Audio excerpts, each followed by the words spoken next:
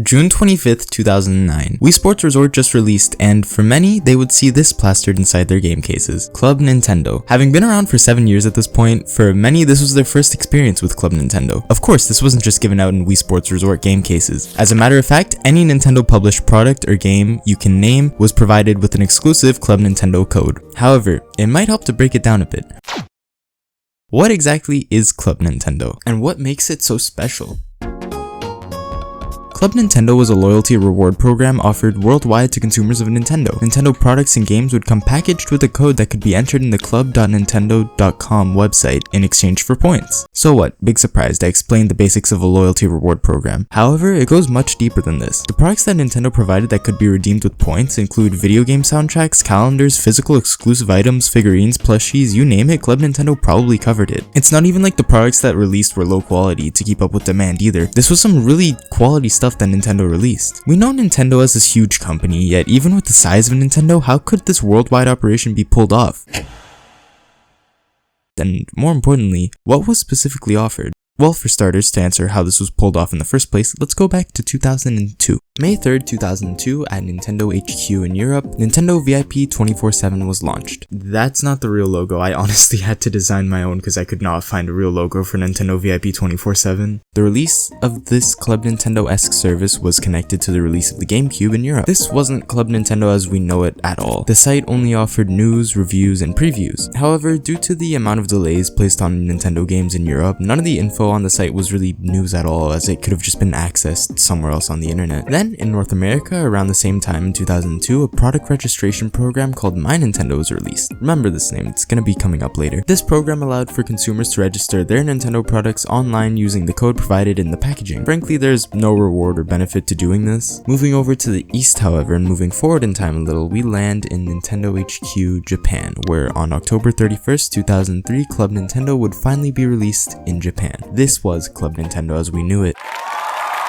This is where we saw it emerge into a loyalty reward program, only offered in Japan unfortunately. For now, as we fast forward to the release of the Wii in Europe, Europe's Nintendo VIP 24/7 would be renamed to Club Nintendo and would feature the same stuff as Club Nintendo Japan. Moving back over to North America, many started asking the question, why do we not have Club Nintendo? The obvious answer to that question is, well, North America is massive, not only in size but in population. This would not only be very difficult to pull off, but also very costly for Nintendo of America. The idea bounced around until Nintendo of America caved in, and we got Club Nintendo on December 15th, 2008.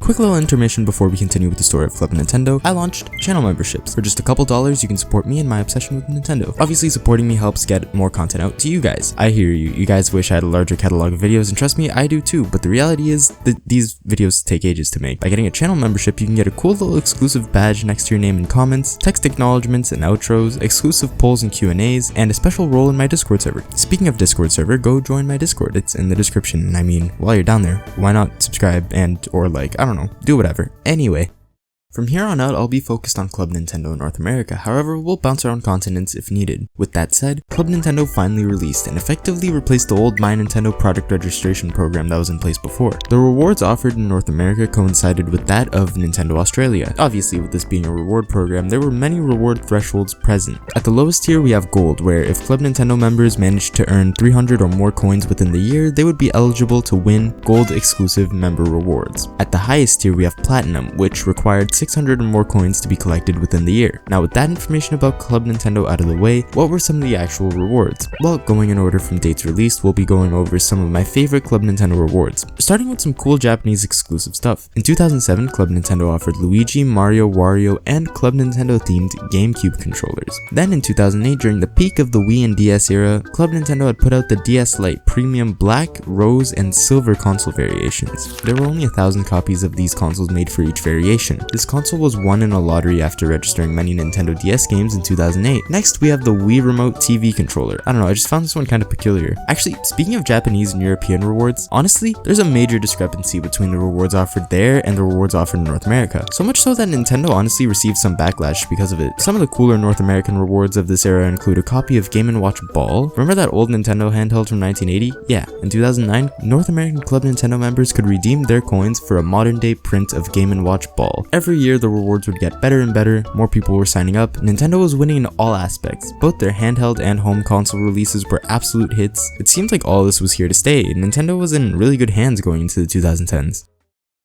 Until we reached 2011. What happened in 2011? That's right, initial disappointment. Hold on, let's wait a couple months.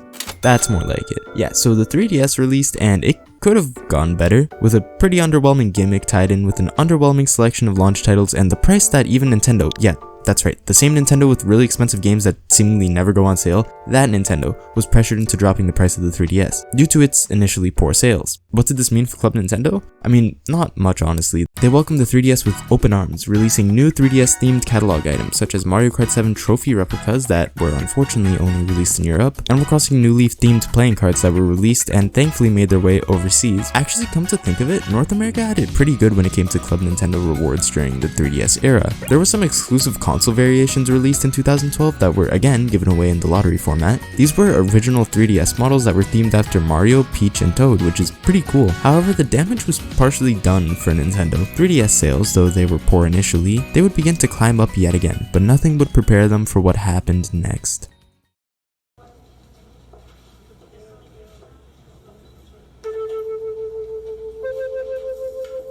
Mario and Peach together. Me and Gina together. Who greenlit that, bro? Yeah, this thing's kind of been beat to death already. So, in 2012, the Wii U released. That's not the kind of sentence you want to hear ever. I mean, don't get me wrong, it's a great console, but this thing was a nightmare for Nintendo. Yeah, so Club Nintendo rewards, we love those, right? Well, I'm sure many did, however, the writing was on the walls at this point. Fast forwarding a little 2 years later, let me give you a quick recap of Club Nintendo in 2014. 2014 brought the discontinuation of the tier system, meaning no gold or platinum rewards at the end of the year. As for what was offered on Club Nintendo, a severe lack of cool physical rewards, instead providing a plethora of digital titles for Wii U and 3DS. Later that year, newer consoles would become ineligible for coin registration. March 31st, 2015, people weren't allowed to sign up for new accounts. June 30th, 2015, Club Nintendo officially shut down.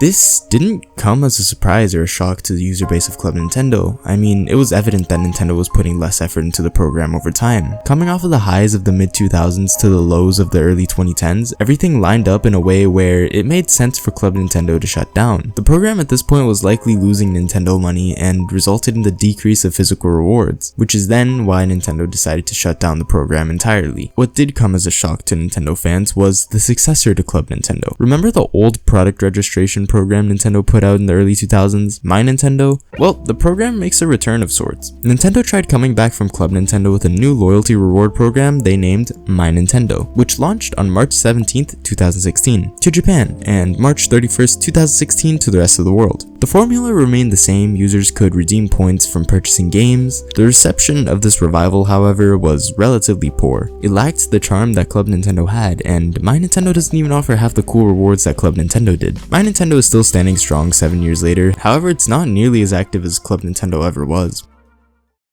I feel like Nintendo's shift from Club Nintendo to Mii Nintendo just outlines how much they've changed as a company. They went from this fun, high-incentive reward program that took over for years with rewards that consumers loved, to a low-incentive reward program with little to no reason to pay attention to it at all. I mean, seriously, we went from exclusive console variations and detailed game dioramas to gift bags and ballpoint pens. Yeah, that's the state of Mii Nintendo. This whole story is honestly just a telling tale of how Nintendo's become all too corporate nowadays. It's partially why we'll never get another console like the Wii or another reward program like Club Nintendo. Don't get me wrong, Nintendo nowadays is still innovating. I mean, look at Switch, that's peak innovation, but it's lacking all the bubbly fun that Nintendo brought to the table in the early 2000s to early mid 2010s. What I mean by this is, Nintendo, please, for the love of God, just give us themes. Anyway, maybe this is nostalgia blindness, but I genuinely miss the old Nintendo. Hopefully this video brought a slice of what Nintendo used to be with it. That's quite honestly the point of my whole channel, if I'm being honest. I want to document that side of Nintendo. I want to document what Nintendo used to be.